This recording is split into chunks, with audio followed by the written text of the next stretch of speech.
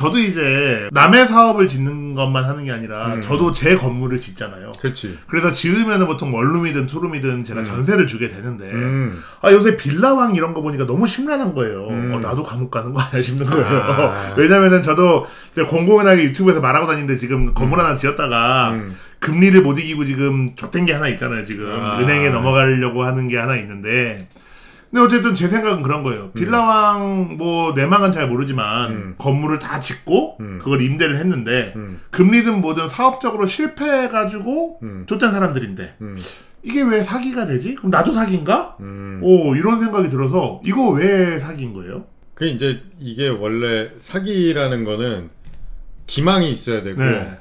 그 다음에 기망으로 인해서 어떤 처분 행위가 있어야 되고 네. 그 처분 행위로 인해서 손해가 발생하고 네. 이 사이에 인과관계들이 있어야 되는 네. 그게 이제 사기죄에 해당이 되느냐 안 되느냐 하는 거를 판가름하는 거란 말이야. 그래서 보통 이제 요거랑 조금 다른 얘기를 하면은 돈을 빌려줬는데 못 갚았어. 네. 그러면은 사기죄로 엮을 때 어떻게 하냐면 네.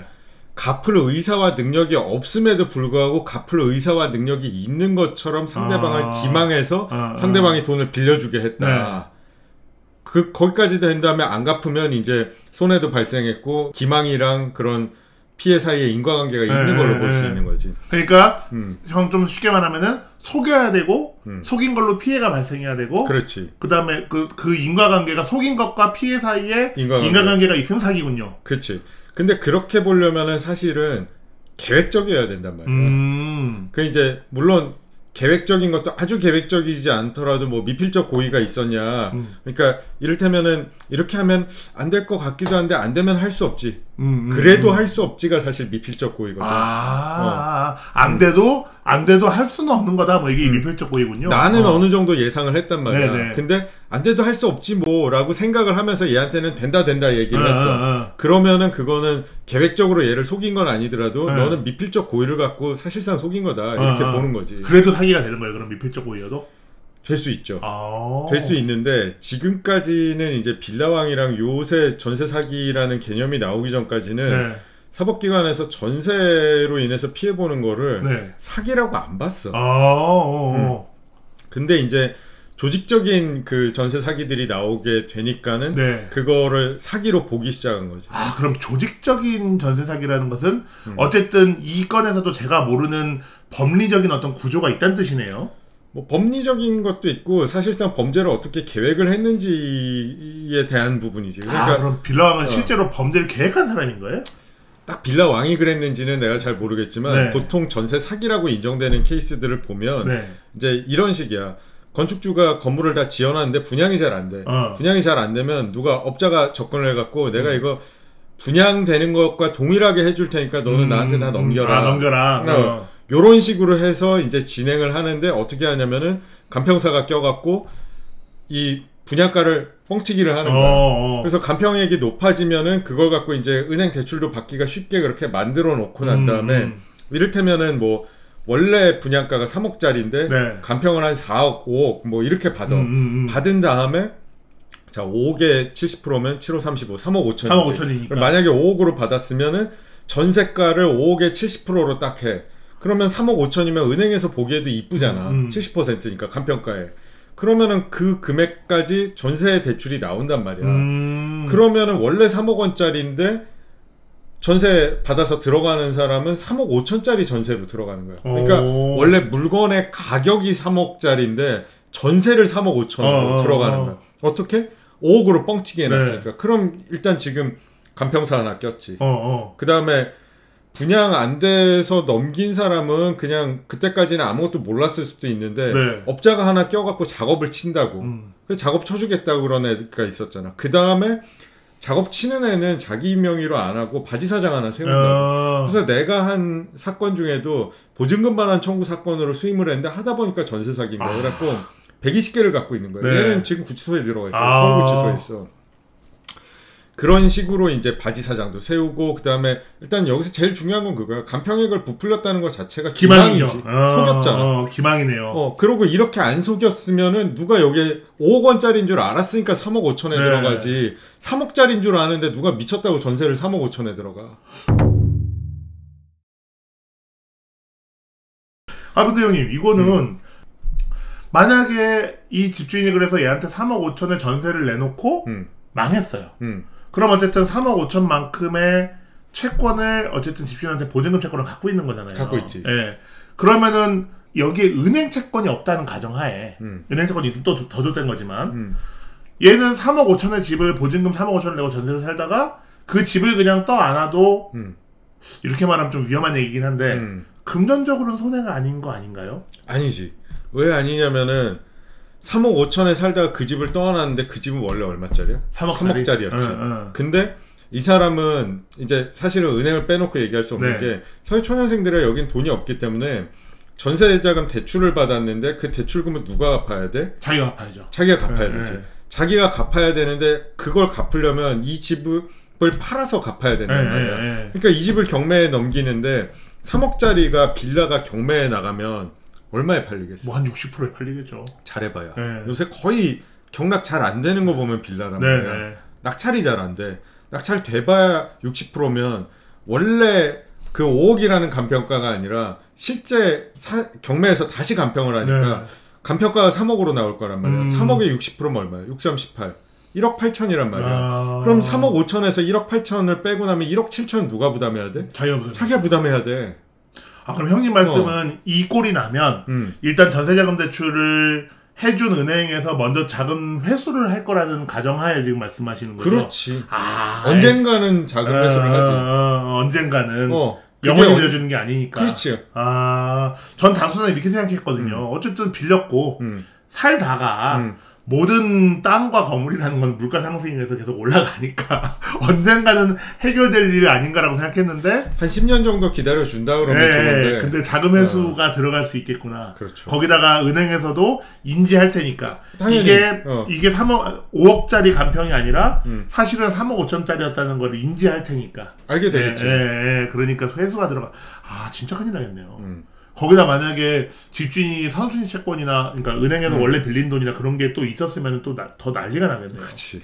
앞에 선순위 채권이 있으면 그러니까 줄 서 있는 먼저 돈 빌려준 빚쟁이들이 있으면 더 난리 나는 거지. 하나도 못 건질 수도 있고. 근데 3억 5천이라는 거는 선순위 있고 그 정도 빌려주진 않을 테니까 제가 없을 거라고 안 되기 때문에 거의 없다고 보는 게 맞는데.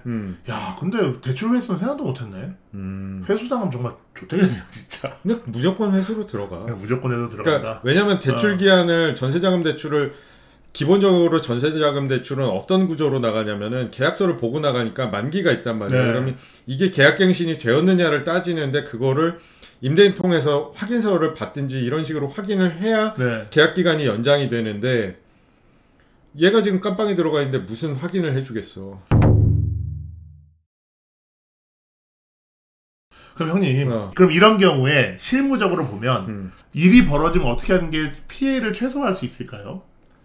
피해를 최소화하는 거는 일이 벌어지면 그냥 빨리 집행 권한, 그러니까 그 경매에 붙일 수 있는 그 권한을 갖게 되는 걸 집행 권한이라고 그러는데 그게 대표적인 게 이제 판결에서 승소하는 건데 그렇게 해서 빨리 경매로 넘기는 게 피해를 최소화하는 거고 그다음에 오히려 빨리 넘기는 게 확정일자가 의미가 없는 게 아닌 게 이런 애들은 아까 내가 뭐라 그랬어 120개씩 바지 사장이 했다 그랬지. 내가 확정일자를 안 받아놨으면 딴 애들이 이 집에서 돈을 받아가려고 그런다고. 그러니까 확정일자는 무조건 받아놨어야 돼. 순위를 처음부터. 어쨌든 올리기 위해선 받아놨어야 그렇지. 되는 거고. 내가 적어도 이 집에 있어서는 최선순위가 되었어야지. 그럼 그 선순위부터 얘기를 하면은 우리 앞에 있을 순위는 결국은 은행이랑 그 다음에 세금밖에 없잖아요. 우리 맨날 떠드는. 근데 이제 원래는 당해세가 앞에 있었는데 지금 23년 4월인가에 법이 개정돼서 지금은 그럼 피해자들한테는 좀 더 좋아진 거네요. 좋아진 거예요. 세금을 원래는 국가가 먼저 가져갔는데 나중에 가져간으로 바뀐 건가요? 그러니까 일단 저기가 먼저 세입자가 먼저 임차인이 먼저 갖고 가는 걸로 바뀌었어. 그러니까 뭐 해서 그러냐면은 이 집을 경매에 붙여서 경락 대금이 나오면 그 중에 이제 임차인이 먼저 갖고 가는 걸로 그렇게 바뀌었어. 그러면은 앞에 우리가 확정일자를 받을 때 등기부등본상에 대출금이 없으면은 거의 아무것도 없다고 보면 돼요. 야, 근데 그것도 좀 희한하더라고요.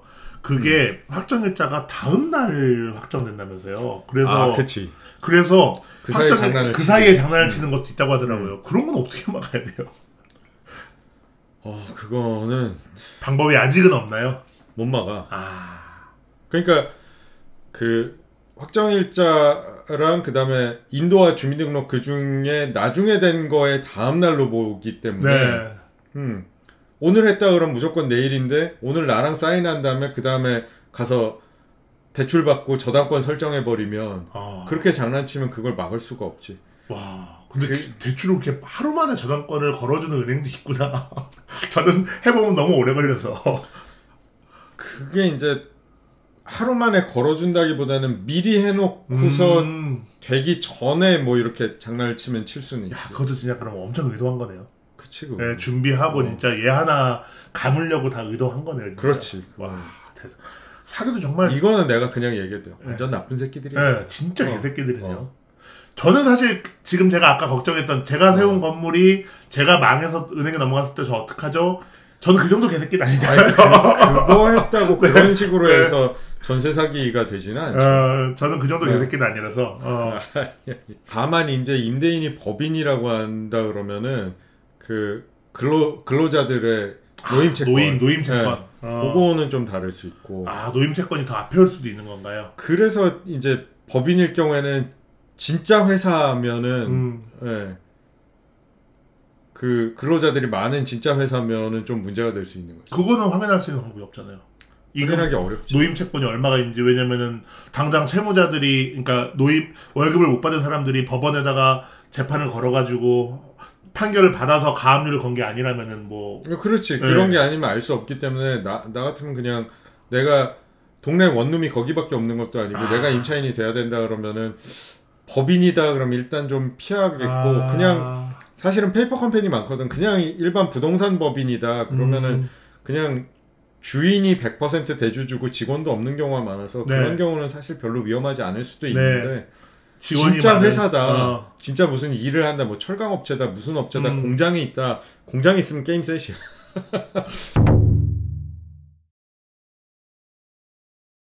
지금 이해가 안 가는 게 하나 있어요. 제가 피해자의 책임자를 하려는 건 아니고 돌잖아요. 보통 우리가 전세를 찾을 때는 주변을 돌잖아요.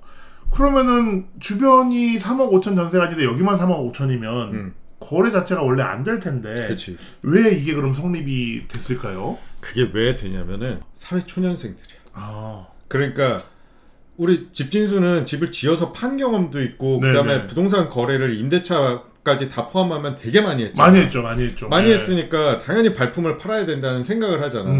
그래서 내가 일단은 전세 사기를 최대한 막을 수 있는 팁부터 주면 나는 되게 단순하게 생각해. 뭐냐, 이 집의 가치, 이걸 물건을 팔았을 때 가치가 얼마냐를 생각하고 그 다음에 적정한 전세 시세가 얼마냐, 이 두 가지를 생각해야 되는데 이 두 가지를 사회초년생이 생각하기는 어려우니까 이 집은 얼마짜리고 전세가는 얼마가 적정한가요를 그 동네 부동산을 10군데만 돌아봐. 10군데만 돌면 알 수 있어. 근데 10군데 도는 게 귀찮다? 생각을 해봐. 그 귀찮은 것 때문에 네가 3억, 4억의 빚을 지게 된다면 그 돈을 네가 다 갚아야 되는데 3, 4억 버는 것도 모으는 것도 힘든데 그거 10군데를 못 돌겠어? 그렇죠. 돌 수 있지. 어쨌든 그래서 팁부터 먼저 얘기했는데 막는 방법은 내가 생각하기엔 제일 간단한 거는 시세를 알아야 돼. 그 물건의 가격과 그 물건을 내가 전세로 들어갈 때 가격이 얼마가 적정한가. 그거는 그 동네 업자들은 다 알 수 있어. 한 10군데 10군데만 돌면. 그럼 일단 제일 피하는 방법은 10군데를 돌아야 돼요. 10군데를. 네. 그러면 형님 종합하면은 빌라왕이 왜 사기인지는 정말 의도를 갖고 사기를 쳤기 때문이고. 그렇지. 계획적으로 속인 거야. 그 다음에 이걸 막으려면은 첫 번째는 이제 주변을 엄청 돌아봐서 시가를 알아보는 게 최고고. 그렇지. 네, 시세를 알아보는 게 최고고. 두 번째는 확정일자는 어쨌든 중요하니까 무조건 걸고. 무조건 받아야 돼. 세 번째는 법인은 조심해라. 그러니까 페이퍼 컴퍼니일 수도 있지만 어쨌든 법인은 그렇지. 조금. 저는 법인인데 참 힘드네요. 아무튼 법인은 근데 뭐 그럴 수밖에 없어. 법인은 조심해라. 네. 형 지금 이거 찍으면서 지금 제가 갑자기 든 생각인데 어쨌든 결국 서울이든 어디든 빌라는 있을 수밖에 없어요. 모두 다 아파트를 살 수는 없거든요. 그러면 신뢰 관계를 줄 수 있는 부동산 관리 회사가 아직 우리나라에는 없어요. 일본이나 미국은 부동산 관리 회사가 엄청 조 단위로 큰 회사들 많거든요. 형 우리 이거 하나 창업할까요? 지벤권 컴퍼니 해가지고 우리를 통하면은 사기 없는 뭐 이러다 잡혀갈려나. 예. 그거 잘 되시면은 네. 저한테 제소전 화해 좀 보내주세요. 네.